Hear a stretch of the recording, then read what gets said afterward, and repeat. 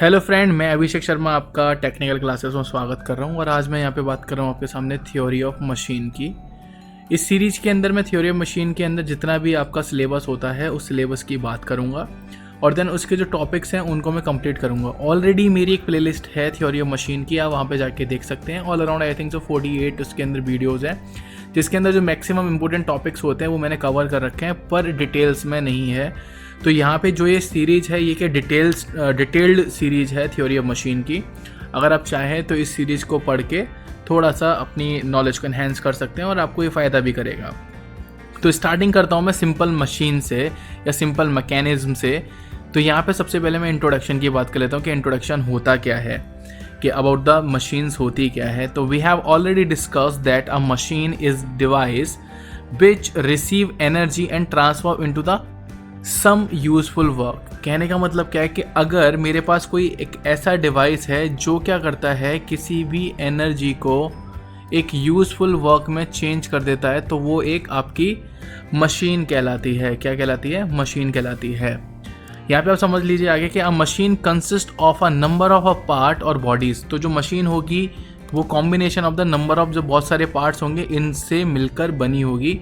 तो यहाँ मशीन के अंदर आपके क्या होंगे? बहुत सारे पार्ट्स होंगे, नंबर ऑफ पार्ट्स होंगे।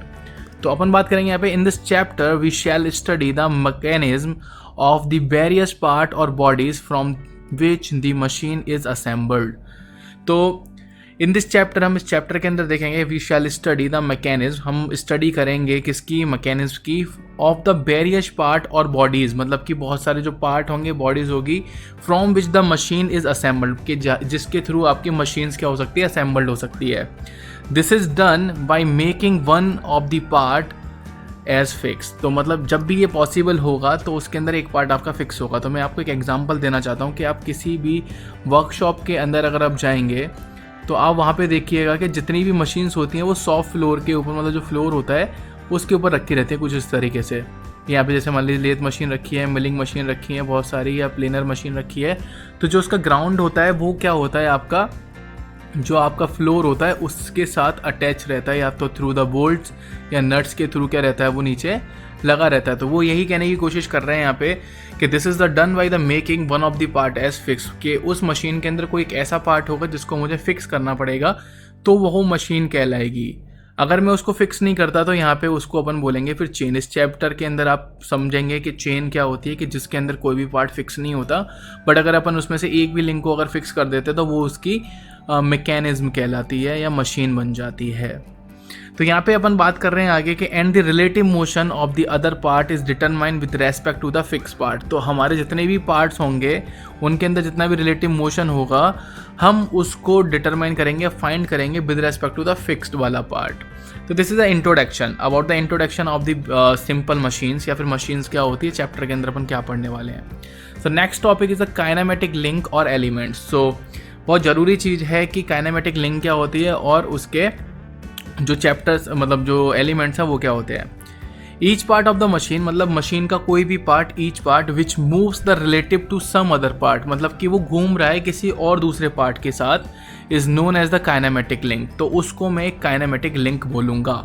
और सिंपल लिंक, जैसे यहाँ पे कहने का मतलब है कि अगर कोई पार्ट किसी दूसरे पार्ट के रेस्पेक्ट में घूम रहा है तो उस पार्ट को मैं उसका एलिमेंट, काइनेमेटिक लिंक या सिंपल लिंक बोलूँगा। आगे बढ़ते हैं। इट लिंक में consist of the several part, मतलब एक लिंक के अंदर बहुत सारे पार्ट्स हो सकते हैं, which are rigidly fastened together, यानी कि उनको मतलब कुछ एक इतनी अच्छी तरीके से, फास्टर मतलब जोड़ना, टुगेदर मतलब साथ, उनको एक बहुत अच्छे तरीके से जोड़ दिया गया है, तो वो एक पार्ट कहलाएगा, मतलब एक पार्ट ही कहलाएगा। So that do not move relative to the one other. तो जो अंदर वाले सारे पार्ट्स होंगे वो एक दूसरे के अलॉन्ग मूव नहीं करेंगे। तो यहाँ पे आप एक एग्जांपल देखेंगे, यहाँ पे नीचे एक एग्जांपल दे रखा है, बहुत अच्छा सा एग्जांपल है। तो यहाँ पे अगर आप नोटिस करेंगे कि ये एक मेरा रेसिप्रोकेटिंग स्टीम इंजन है। क्या है ये? मेरा रेसिप्रोकेटिंग स्टीम इंजन। तो अगर मैं इसको थ्योरी ऑफ मशीन के हिसाब से देखूँ तो इसके अंदर मेरे 4 पार्ट होने चाहिए, जिनको अपन बोलते हैं मेजर पार्ट। क्या बोलेंगे? Major parts. कभी कभी अपन इनको मेंबर भी बोल देते हैं, मेंबर ऑफ द मैकेनिज्म, या फिर कभी कभी हम इनको लिंक भी बोल देते हैं। जैसे अभी बोला ना, काइनेमेटिक लिंक होती है, मोशन टू द मोशन होता है। तो यहाँ पे आप सबसे पहले चीज़ नोटिस करेंगे कि दिस इज़ द फ्रेम।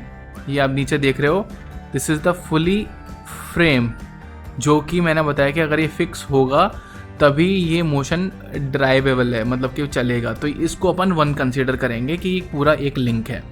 जब आप यहाँ पे देखेंगे दिस इज़ द क्रैंक, तो ये आपका एक दूसरा पार्ट हो गया कि जो मोशन के हिसाब से क्रैंक हो रहा है। अब यहाँ पे आप देखेंगे this is a connecting rod, तो कनेक्टिंग रॉड खुद के साथ क्या होता है कि बिग एंड बेयरिंग होता है, स्मॉल एंड बेयरिंग होता है, कनेक्टिंग रॉड होता है, साथ में उसके फ्लाईव्हील लगा रहता है। तो ये पूरा जो कंबाइंड पार्ट है, मतलब जो रिजिड पार्ट है आपका पूरा, वो आपका कहलाएगा नंबर 3 पार्ट।